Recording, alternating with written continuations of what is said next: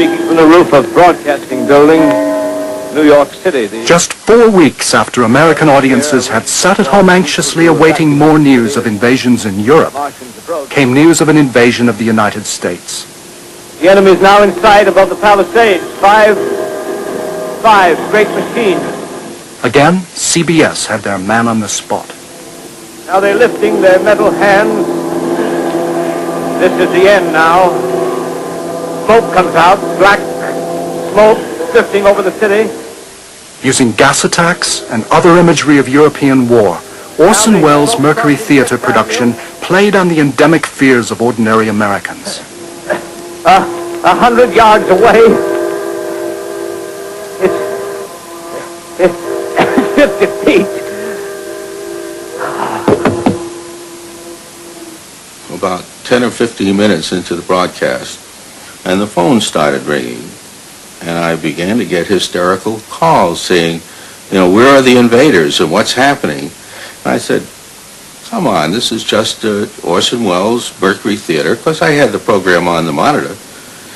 And I said, it's just a regular show, take it easy, it's just a regular Mercury Theater, it's the War of the Worlds, and don't panic, there are no invaders.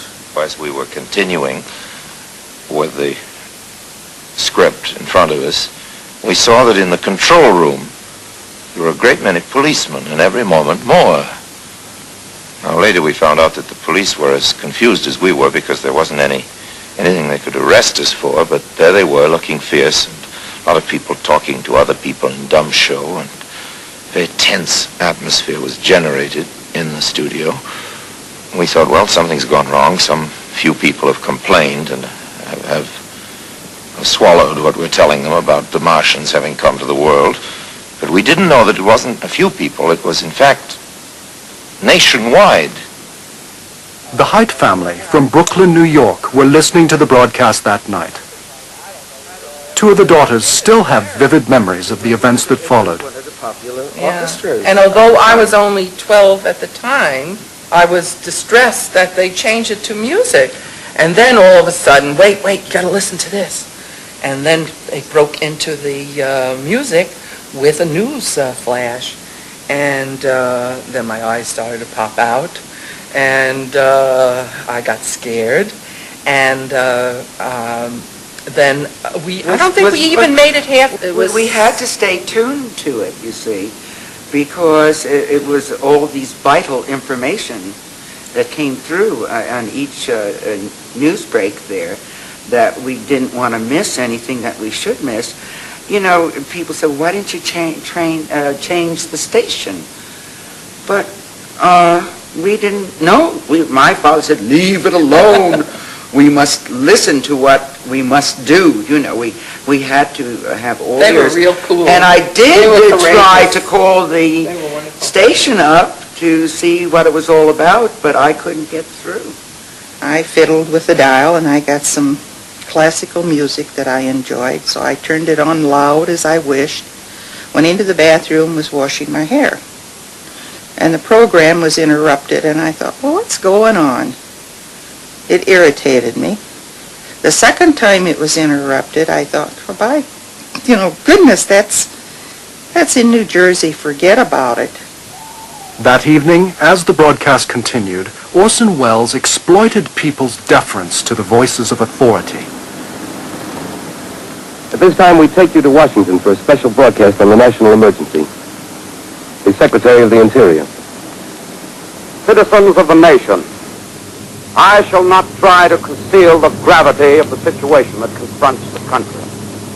Placing our faith in God, we must continue the performance of our duties, each and every one of us, so that we may confront this destructive adversary with a nation united, courageous, and consecrated to the preservation of human supremacy on this earth.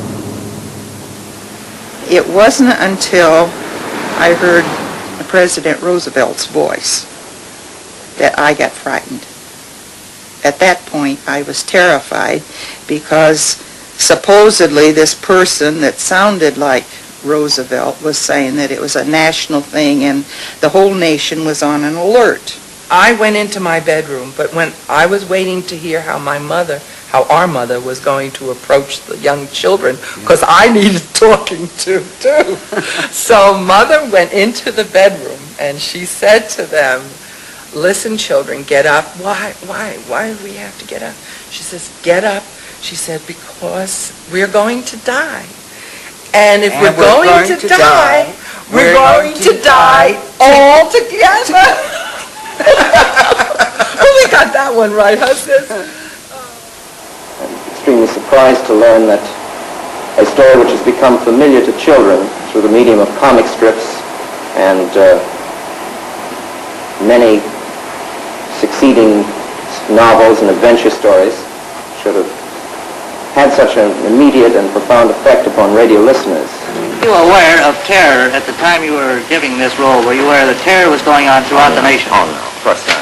We did Dracula and... At the following day's press conference, Orson Welles was all innocence.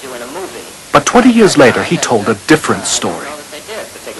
In fact, we weren't as innocent as we meant to be when we did the Martian broadcast. We were fed up with the way in which everything that came over this new magic box, the radio, was being swallowed. People, you know, do suspect what they read in the newspapers and what people tell them, but when the radio came, and I suppose now television, anything that came through that new machine was believed. This is Orson Welles, ladies and gentlemen, out of character to assure you that the War of the Worlds has no further significance than as the holiday offering it was intended to be. Starting now, we couldn't soap all your windows and steal all your garden gates. By tomorrow night, so we did the best next thing. We annihilated the world before your very ears and utterly destroyed the CBS. So goodbye, everybody, and remember, please, for the next day or so, the terrible lesson you learned tonight.